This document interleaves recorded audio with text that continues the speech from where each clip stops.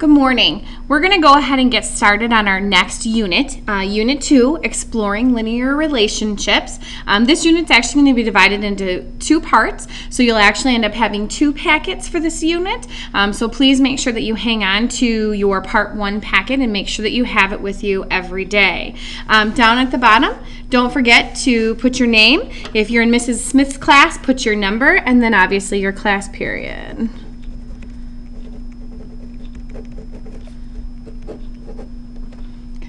All right, let's go ahead and get started. So you can see that our unit is called Exploring Linear Relationships. So before we can really start into this unit, we need to make sure that we have some common vocabulary. So go ahead and flip over to the next page. And up at the top, you'll see we've got some vocabulary.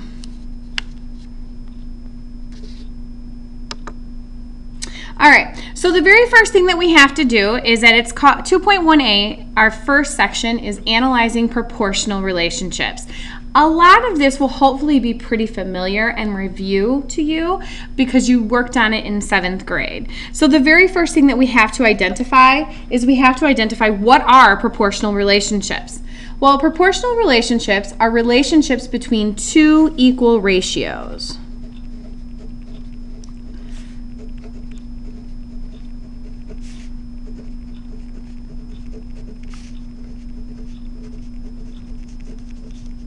Okay? And you've seen over the past years ratios written differently. Sometimes you've seen them written as a number 3 and the word 2, 4. Sometimes you've seen them written with colons in between that says 3, 2, 4. You've also seen them as fractions, like 3 over 4. These actually all mean exactly the same thing. What we're going to be mostly focusing on are those proportional ratio relationships or those ratios that look as fractions. So the next thing we need to talk about is what happens when two quantities are proportionally related. That ratio of each y value to its corresponding x value is constant and remains the same. So this constant, that value, actually has two names. You can either have it be called the constant of proportionality, constant of proportionality,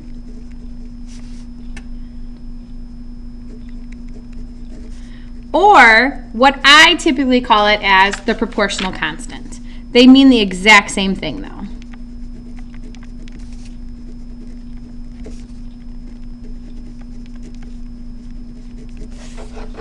Okay?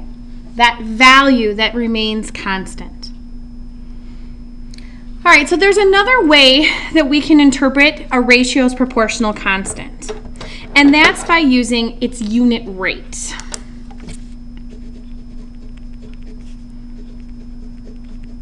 And this should probably be an apostrophe.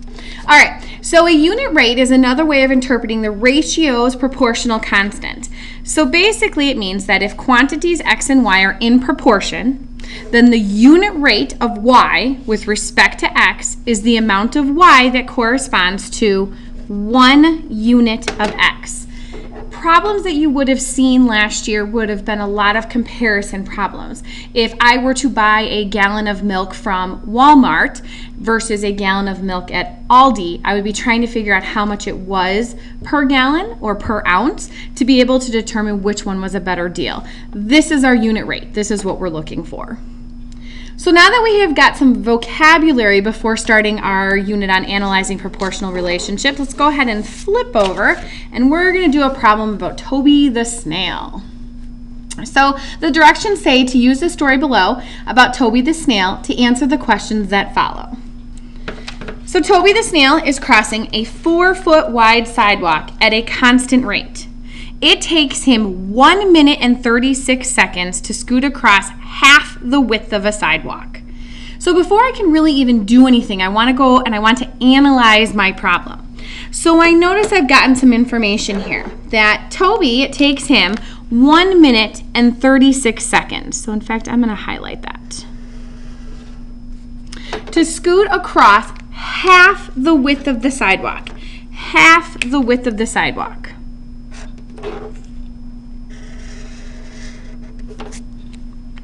All right, so A says to find the unit rate for this proportional relationship, be sure to explain what this rate means.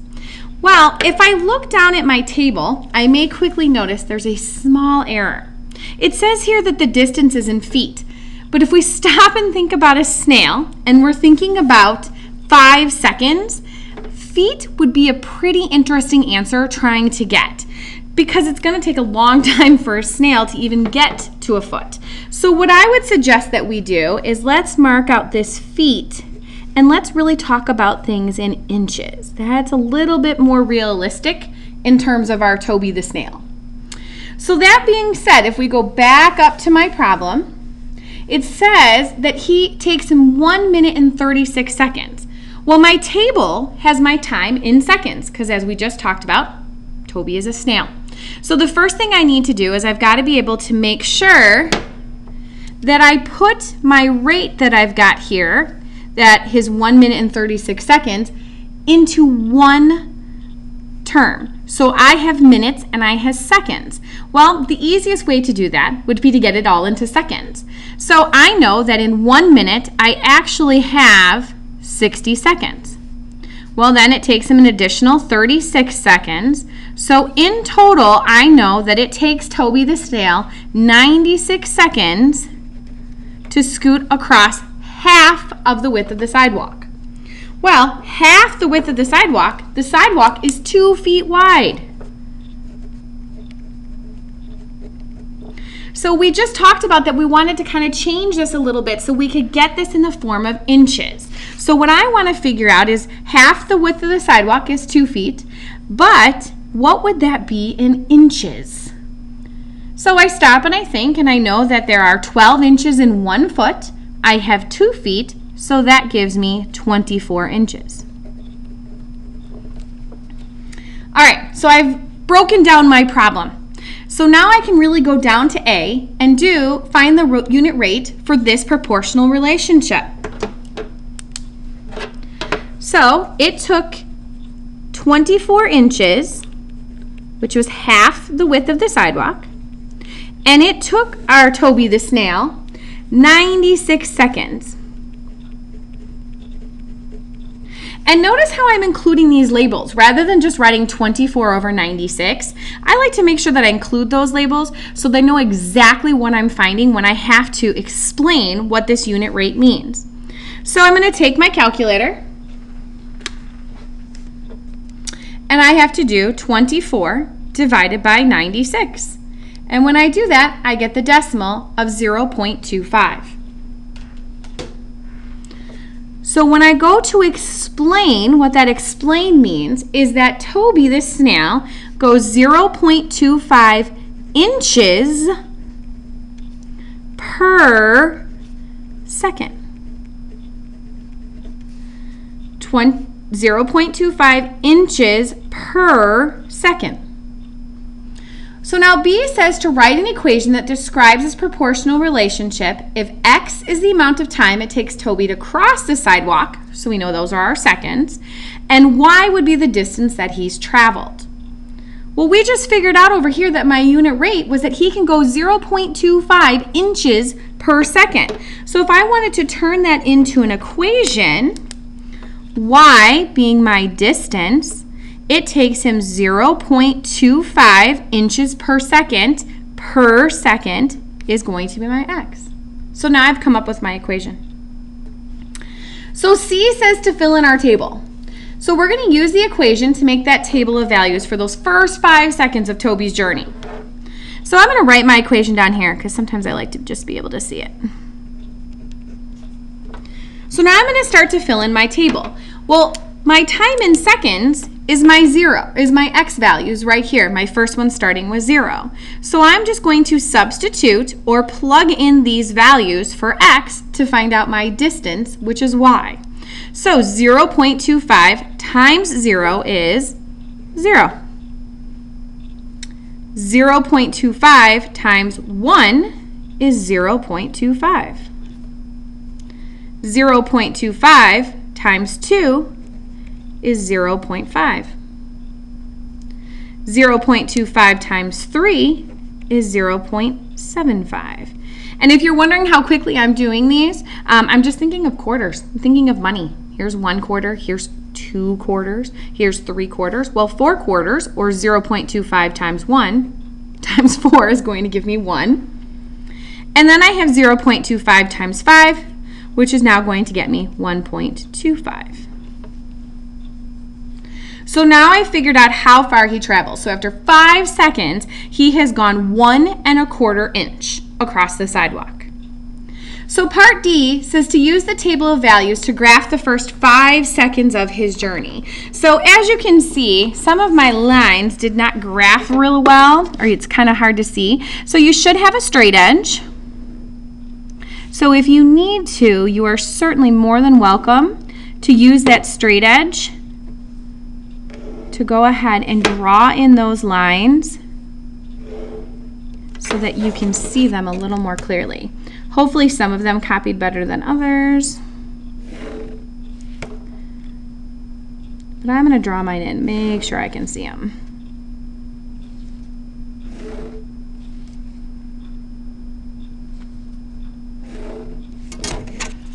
All right, perfect. So before I can actually go and graph it, I need to make sure that I know exactly what I'm graphing and what I'm doing. So I'm going to focus on my x values. So my x-axis, which is this horizontal axis right here, it says right here in my table, it gives me the answer. That's my time in seconds. So I'm literally going to write that. Time, seconds. And then I'll label it as 1 second, 2 seconds, 3, 4, 5. And of course, this little point right here is always my 0. So then my y-axis, which is my vertical axis, again, if I look right back at my table, it tells me exactly what my y-axis is supposed to be, and that's my distance in inches. So what I always do is I turn my paper sideways, and I write distance, inches.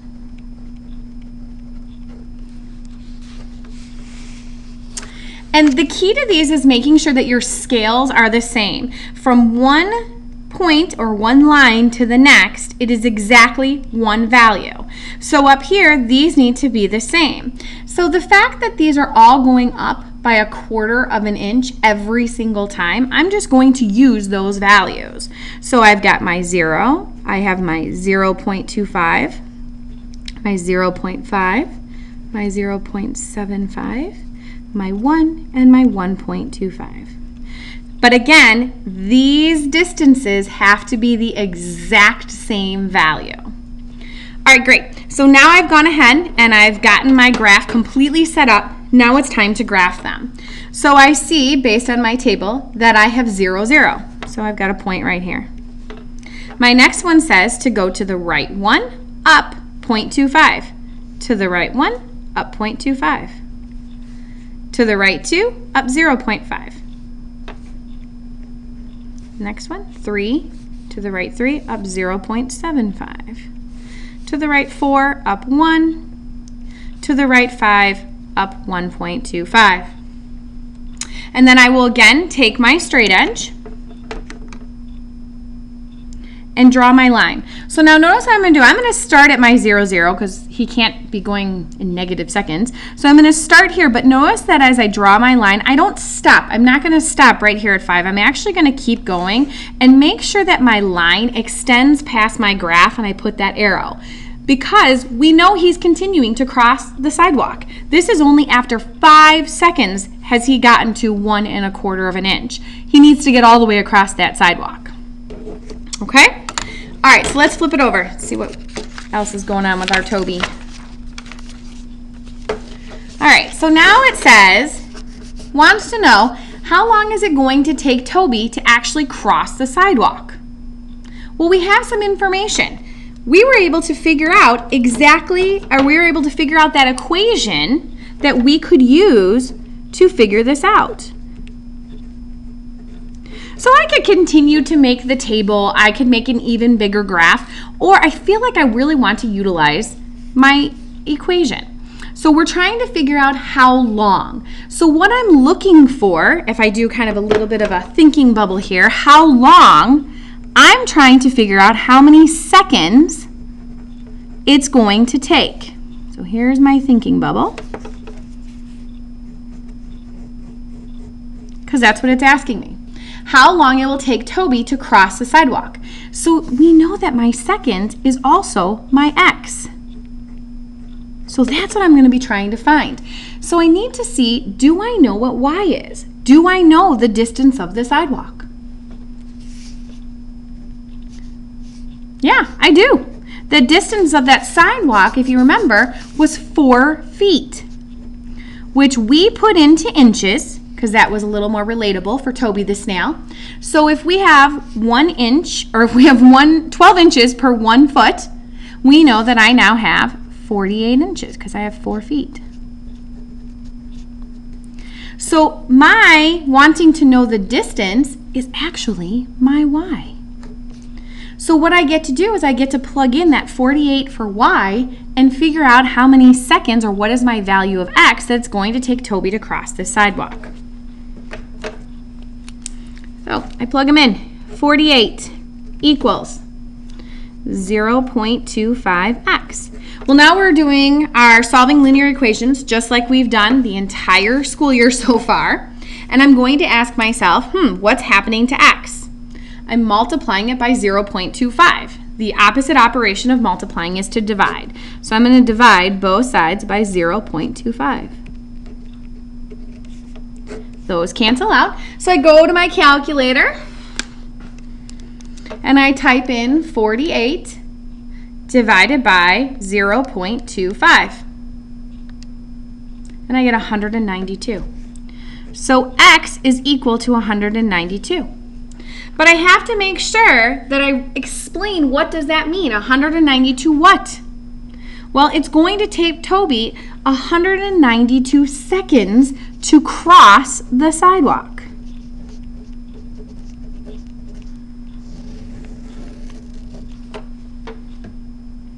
So now we have a problem. A large group of cyclists are on the sidewalk heading in Toby's direction.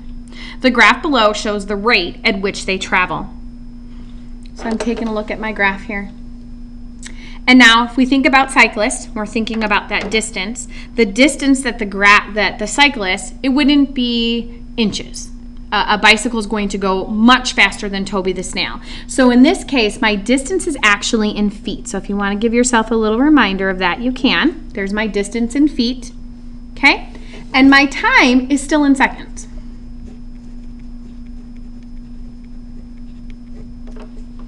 Okay? So I'm taking a look at this graph, and I've got to be able to figure out if Toby's going to survive. So it says, find and describe the unit rate for the group of cyclists. Highlight this unit rate. Well, if you remember in our vocabulary, we talked about a unit rate was when my y correlated to a 1 of x. So here is my x-axis. Here's my 1. I'm going to travel up until I find that value. And doing so, I see that my value going up to that 1 and then going over to here, I see that that value is at 22.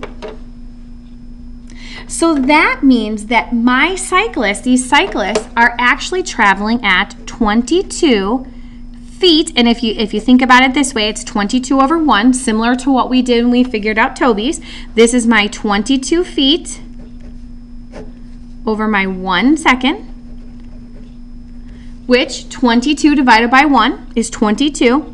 So that means my cyclists are traveling at 22 feet per second. Whew, much faster than Toby. So it says, describe how you can find the unit rate at different locations. Well, let's say that's not the first point you saw. Let's say you saw a point right here. You're like, oh, I see that point right there. No problem. Let's go like this. Let's figure out the x value of that is 2. So I'm going to use my highlighter to go over here to find this value. and that's at 44. So let's say that was the point that you found. That's all right. We just set it up like a proportion like we've done before. 44 feet in 2 seconds. That's how fast they are traveling. So in my calculator, I would do 44 divided by 2, and I would get 22 feet per second.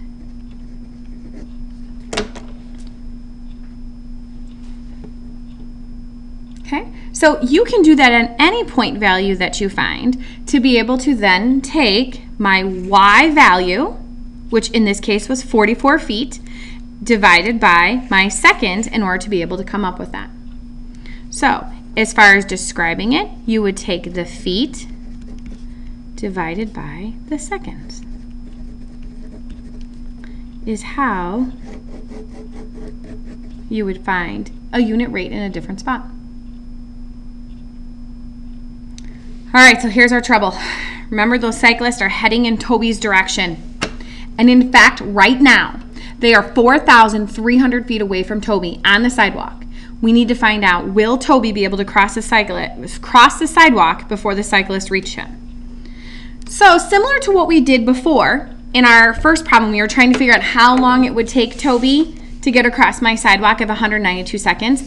I used that equation because I had the distance, but I needed to find the time.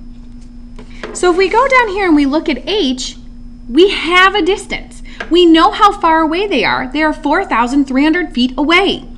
But I need to know how long is it going to take them to get to that point at where Toby is at. So I need to come up with an equation. Well, if you remember what we did before, we talked about our distance, which is y, and for our cyclists, our rate was 22 feet per second. So now I'm going to plug in what I know.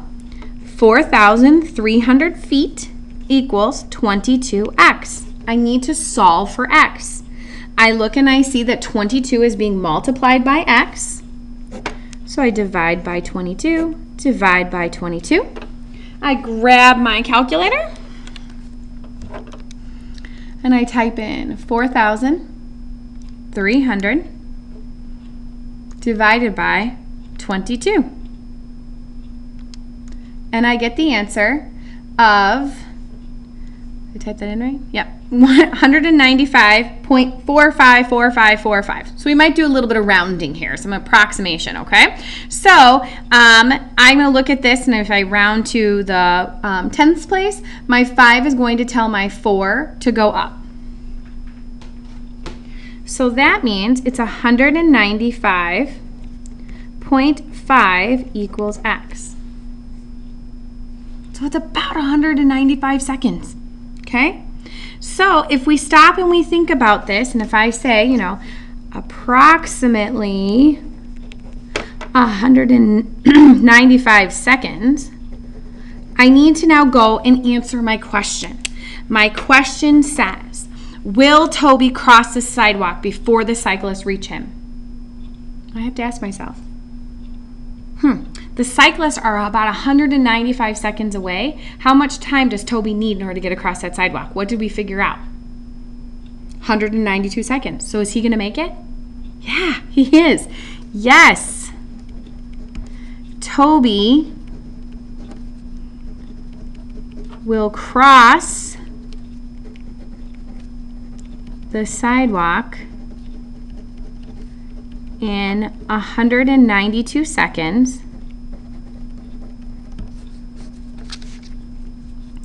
The cyclists will not reach Toby until 195 seconds. So he barely made it, but he had about a 3-second window. So this way we were able to use those two different rates of two totally different things and be able to see how they relate to each other. All right, excellent. Let's go ahead and flip over to the next problem called flag football. All right, so we're going to use the story below about Julie's flag football team. Julie is picking teammates for her flag football team. She picks 3 girls for every boy.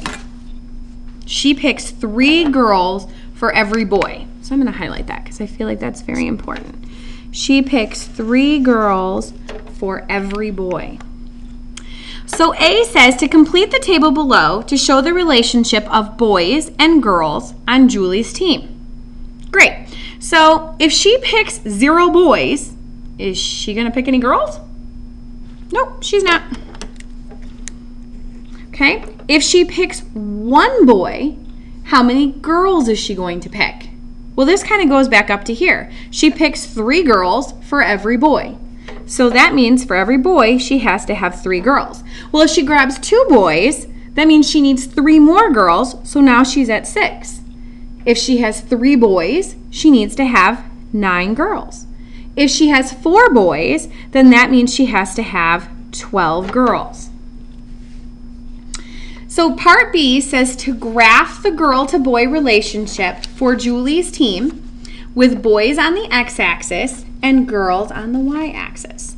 Well, just like we did before, we need to make sure that we label each axis, and it gave us a hint right up here. It said to put boys down here.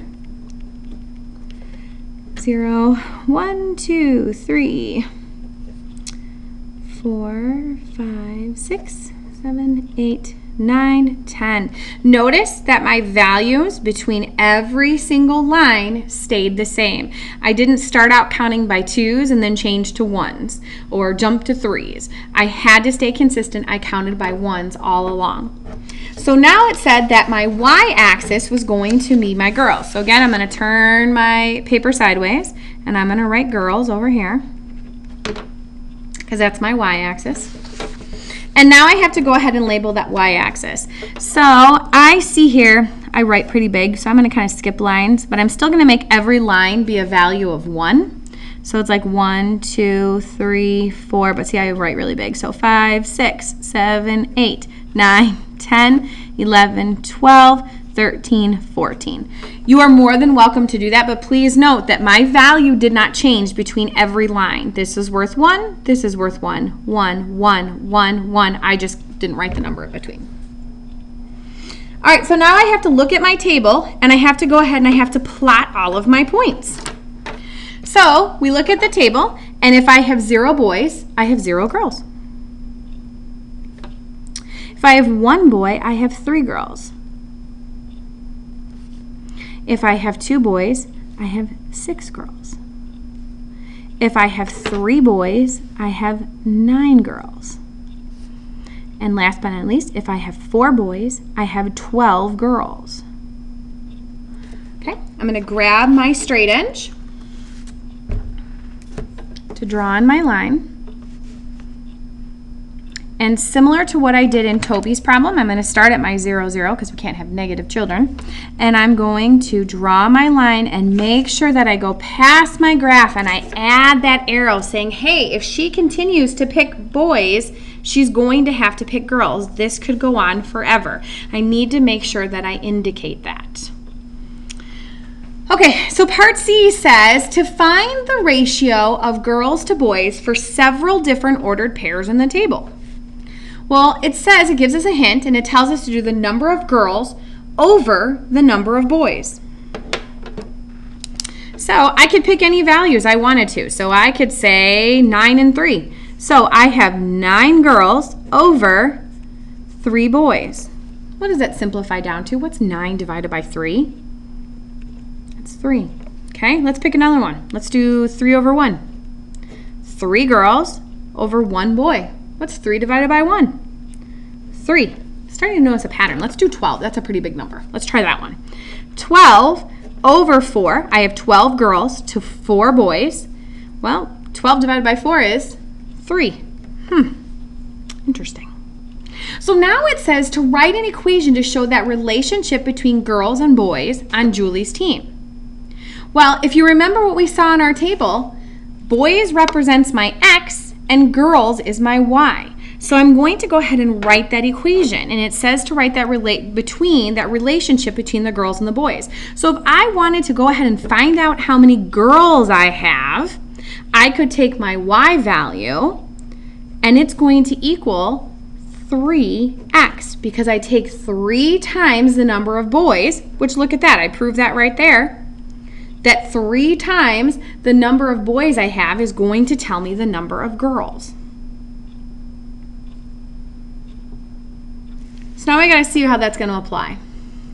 So it says use the equation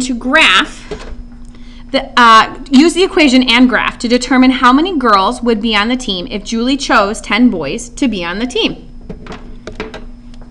So I'm going to use that equation. Y equals 3x. And it says, my question is, it wants to know how many girls. Well, girls represents Y. Would be on the team if Julie chose 10 boys. Well, my boys are my X. So I get to plug in that value of 10 in X. So Y equals 3 times 10. So Y equals 30. So what does that mean? That means my question says is how many girls? That means my Y is equal to 30, so that means I have 30 girls. So if Julie chose 10 boys, that means there'd be 30 girls on her team.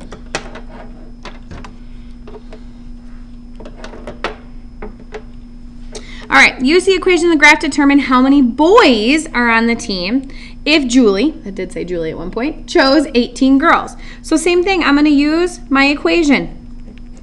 This time it says if I choosing how many boys, which would be my X, so my unknown, if I chose 18 girls, which is my Y.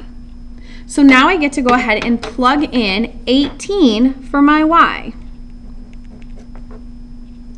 So I see that 3 is being multiplied to X, so I have to divide by 3 on both sides. X is equal to 6, which means my X are my boys, so that means I would have 6 boys on the team.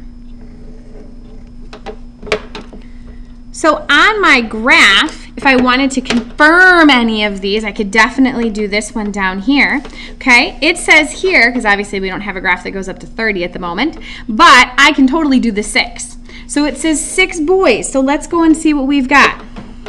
So if I go, oh, it's actually off the graph too. So that's why, thank goodness, we have that equation, because otherwise I'd have to continually keep graphing points to be able to figure it out. But we can kind of see it's going to be up here, which makes sense that it would be 18 girls. All right? Okay, go ahead and close your packet, and then you can wait for further instructions.